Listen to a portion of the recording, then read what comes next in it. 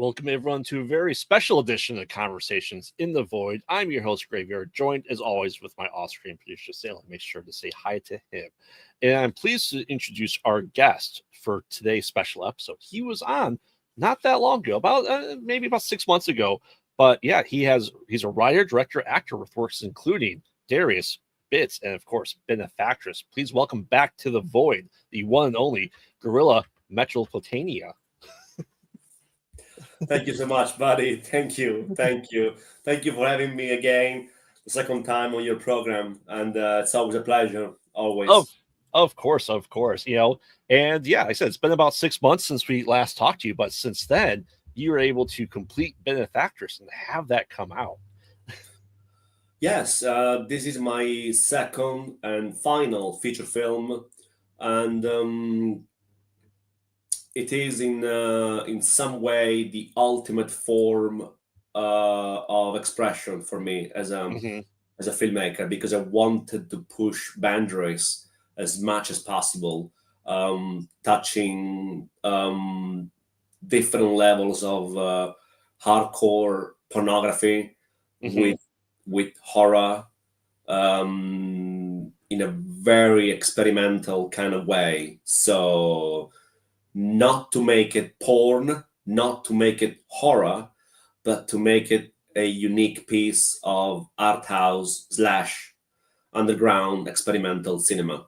That was the attempt, and I believe I succeeded. Yeah. So we'll get to the movie a little bit here, and just kind of want to catch up and kind of learn a little bit more about you and kind of what happened in the progress. So what kind of made you decide to do Benefactress and lead it, and what kind of lessons did you learn from making Dariuss to this movie? With Dariuss, I did experiment with meta cinema, which is something that I always found fascinating. But with this film, I wanted to raise the bar of meta cinema and make it more intense. And fundamentally, as the title of the film says, which is The Benefactress and Exposure of Cinematic Freedom, this was fundamentally my determination to detach myself from every single classic rule of cinema, including respect for the story, for the plot. The film has a very, very, very minimum plot, which is explained at the beginning through a short prologue and about 5 minutes of monologue from the main actress. And then the rest follows as a series of sequences of sadism, sexuality, of which about 20% of it, in terms of sexuality, is actually authentic between myself and the co-star, Mystery Woman, to incorporate a whole different level of realism within the frame of meta cinema through experimentation. In other words, total disrespect for traditional storytelling, total disrespect for subject development, total disrespect for location development. The film is set in only 2 or 3 rooms in this house, so it's very claustrophobic. It's very much based on my obsession for the detail rather than development as such. And to bring the viewer to a level of involvement with the film. In other words, to bring the viewer into the film rather than making the viewer feeling like a passive spectator of the film, if that makes sense. Yeah. And I was able to watch with your screener, and I appreciate that. And yeah, you felt like you were the camera as a viewer, right? And watching it. Yeah, you're not watching a story, you're living the story. Yes. The fact that I was so blessed, so lucky to have these incredible cast of actresses, particularly the main two actresses, Juicy X and Mystery Woman, who in real life are mainstream actresses here in Britain. One of them even involved in TV commercials, ironically. So these are unsuspectable actresses in real life who chose an alias, who chose to disguise themselves from everybody in the public and to become not only my actresses, but my vision. We locked ourselves in this house for a weekend, December last year, and we decided to unleash the beast. In other words, to go wild and Right. not to have any kind of restraining, feeling towards perhaps morality or conformity. A complete detachment from the everyday traditional type of cinema, and to experiment on it. And I fundamentally improvised 95% of the film, despite I did write dozens of pages of draft to follow during filming. But at the end, I decided not to go by those pages, but to go with the flow, to be mentally inspired by the moment, bit by bit, scene by scene. And the two actresses, although they had an idea of the type of film, of course they did, because we've been discussing this for months, but they did not know exactly what was coming next. And the fact that they were able to allow themselves as complete professionals to mold themselves, their bodies, their qualities as actresses to my vision was something that I never experienced to this level. I did to some degree with my previous film, Dariuss, but never like this before. This was truly a one-off experience for all of us. Yeah. Yeah, and you're right, and you're living in the moment, and it's with me making independent horror films too. It's you have what's written, and sometimes you go, well, in my head that was the way it was going to go, but then you have those spur of the moments inspirations while you're on the set, and if you're able to change it, Yeah, change it and see how it goes, right? yeah, exactly. And a lot of the profound intensity in the film is due to the fact that some of the sequences were shot according to my physical sexual urges that were growing as I was filming. In other words, as I was getting more and more and more sexually aroused, my instructions to the actresses were according to that. So, to give an example, I will say to the protagonist, Juicy X, okay, Juicy, please touch Mystery Woman here, please touch her there, start masturbating, and I will touch myself, I will masturbate, I will ejaculate, film, and move on to the next scene.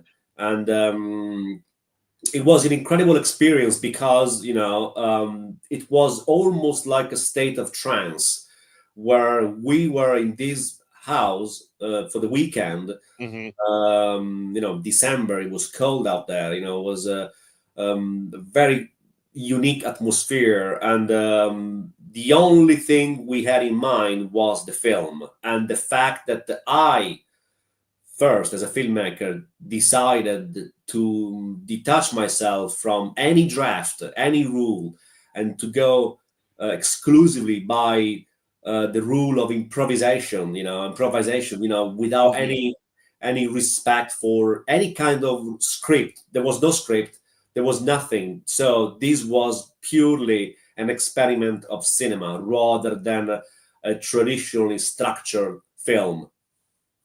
Yeah, yeah, and I get that. With a lot of stuff that we do, we have just for our structure of our films, but we do a lot of improv. We let our actors do a lot of improv, and as long as they, especially with stuff we have, we have an end goal in mind, but how we get there, Yeah.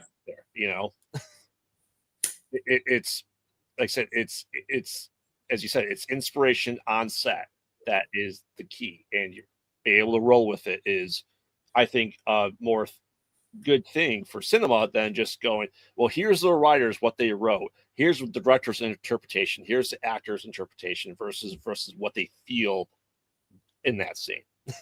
Yes, it's there was no way that I could have made this film with different actresses. No way. I don't have a casting director. I am my own man. I do the casting, and I went through around pretty much almost 200 female candidates from different parts of the world, which for one reason or another, I had to let go. And at the end, the choice went to, these two wonderful middle-aged British actresses who decided to take that step. And in this film, the main thing was to enter the right mindset, because they were going to enter a complete different kind of territory, never explored before. It's not an everyday thing that an actress, especially professional actresses, we are not talking about two women who never acted before, right? Actresses. We are talking about two professional actresses with decades of experience in the business who suddenly are involved in a project like this, and they decide, okay, if you want to go there, we can go there. And it's an incredible sense of freedom for a filmmaker like myself, because I can let myself go without any problem. I can just turn myself loose like a cannon, and the result can be seen in the film. I mean, it's a film that symbolizes my personal idea of artistic freedom, where all the rules of cinema that have been there for a century has been literally thrown out of the window. Yeah, and it's and I said, and it shows in the movie. And I said, I think that was what Hollywood doesn't do anymore. They don't take risks. It's up to the independent creatives to do something that is so outside the mainstream that you get noticed. And your film has been getting noticed, obviously, right? And is it polarizing to people? Sure. We discussed this before. It is, but and that's the thing. That's what cinema is. That's what artistic vision is. If it was made for everybody, it'd be a cookie cutter, boring film that you don't have to think about. I agree entirely. Ironically, this film, since it came out, it was presented at first to a couple of big extreme horror distribution companies, which turned the film down because it wasn't structured like one of the films on their catalogs. Basically, it wasn't formatted enough. It was not a format that they recognized as commercial. Then I presented the film to another company in UK. They simply responded saying that the film was an abomination, and it was a disgrace as a filmmaker to make a film like this. And then finally, by chance, I managed to bump into this young distribution company from United States called Blood Pact Films, young company, which they saw the film, they absolutely loved it, and within 1 hour, I signed a contract with them, and now the film is on DVD. Soon it will be on Blu-ray, and from next month, I believe, it will be on the first streaming platform called Fossum. The film hasn't been presented to any film festival because I knew from the start that this film was going to be fucking rejected, including from horror festivals, because the problem I personally have with horror is that they seem to have a problem with pornography. And even those who don't have a problem with pornography, like the more extreme ones, for example, they do seem to have a problem with experimental stuff. So there was no way to win with those extreme horror companies because either they didn't find the film gory enough, or perhaps there were not enough close-up shots in terms of pornography. But they did have a problem with the experimental quality of it. And and Blood Pact Films, which they responded completely differently. They say we love this film as it is. We want it, and now it's theirs, and it's great that I was able to find a distribution company from United States again, which is the biggest market in the world, to distribute my film, my baby. Yeah. Like I said, is this movie for everyone? No, it's not not every movie is for everyone, but I'm glad you're able to finally find someone with Blood Pact, because distribution is biggest pain in the butt for anyone ever. and at least you were able to find someone that was able to appreciate your work of art, and I'm really glad for you, because it's hard to do. It really is, to find a company to work with. Oh, thank you. I was very happy because I believe, as a filmmaker, I don't feel I belong to any specific genre, including horror. I've always been extremely experimental in my approach. Dariuss is, a confirmation of that, and this film even more. So I could not go to distribution companies who are specialized in experimental stuff, because to them this film was too graphic and too pornographic. So, like I said, I could not go to horror companies because, for one reason or the other, it didn't tick their boxes. But with this company, it seemed that it ticked all the boxes, and to me it was the greatest joy, the greatest happiness, because now the film is out there, is causing division in terms of opinions. There are some critics, including Meredith J. Brown from Rotten Tomatoes, amazing film critic who praised the film. Many other critics and independent reviewers also, they praised the film. And other personalities in the independent world, they attacked the film, calling the film an abomination, or calling the film trash, calling the film different names because it wasn't structured like a proper film, and so forth. I was expecting this kind of response anyway from the start. To me, what matters the most is that I made the film I wanted, and finally be able to find a distribution, which I did. And that's the thing. Like, we interview creatives like yourselves here on this show. We have another show where we review horror movies, but we have no problems going after mainstream Hollywood people and saying, you have the budget, you have all this talent here, because there's so many people involved, and you can turn out a piece of crap. But you, the one-man show that's pretty much doing everything, we would never bash any creative, that's especially independents here, just because it's a lot of work to make a movie, let alone doing most of it yourself. I never consider myself a horror filmmaker, although my films do contain horrific elements. But I never see myself. I never seen myself as a horror filmmaker. I've always seen myself as an experimental creator, Right.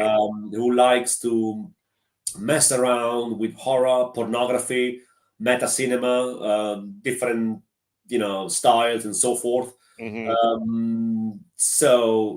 But the danger I see in these days with independent cinema is that many filmmakers, in my opinion, they tend to follow a cliche rather than being truly creative and unafraid to break boundaries. Having said that, I have a major problems with those so-called filmmakers, which I prefer not to mention, which they seem to find popularity only because they try to shock people rather than presenting an original piece of work. Yeah. That's the other problem I see in these days. And this film breaks away from all of that. This film is pure experimentation. And it's brutal. Yes. It is disturbing. Yes. But it's also extremely beautiful from a visual standpoint because it is, in my opinion, the core of underground filmmaking, which is quite different from traditionally speaking independent filmmaking. So independent filmmaking really means a lot of things. You can have a budget of $50,000 and that film can still be classified as independent because it's not a major studio film. Right. Well, this film cost less than $10,000 to make, including the actresses, their wages and so forth. Right. So we're talking about minimum budget here, $10,000, including the rent of the house, the pay for the actresses, the rent of the second camera and a few spotlights. $10,000 for the whole lot. Yeah. And I was able probably to make it even for less, but I chose to go for this budget, which to me was more than enough to achieve what I personally like to call it cinematic orgasm. Yeah. I mean, we are what I do with the company I'm with. We're micro budget. We've done stuff for $1,000. $10,000 is a lot of money for us just to make a movie because we do things so thin and we have the same crew that we're work with because we do, there's a handful of us, but we do everything that we need to do. If someone's like, hey, you're a producer, cool, you need to hold the spotlight for us. Okay, sure. We have to do what we have to do to make the film. It's that tight of a budget that we have. And as you said, you're experimental. And like I said, we were talking last time, I compared you to Gaspar Noé. And it's true, experimental. And yours is even more underground than Gaspar's, in my opinion. Thank you. It's a compliment. I take that as a compliment. Yeah. Yeah. But you said this is going to be your last feature film? Yes, correct. Yes. Now you're going to go back to like doing shorts, or are you stepping away from filming? This would be it. This is it. After this, I will take a fairly long break, and then I will start trying with experimental photography. Okay.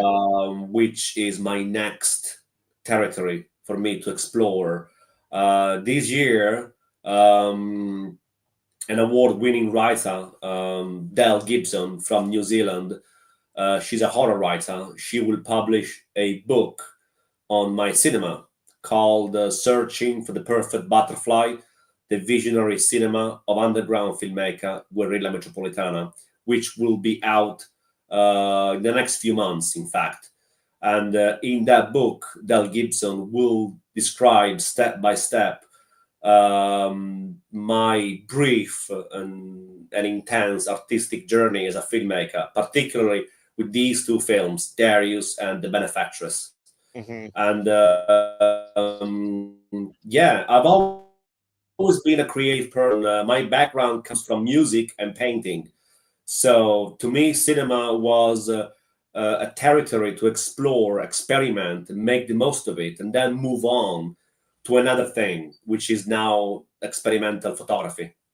Yeah, filmmaking was just a different medium for you.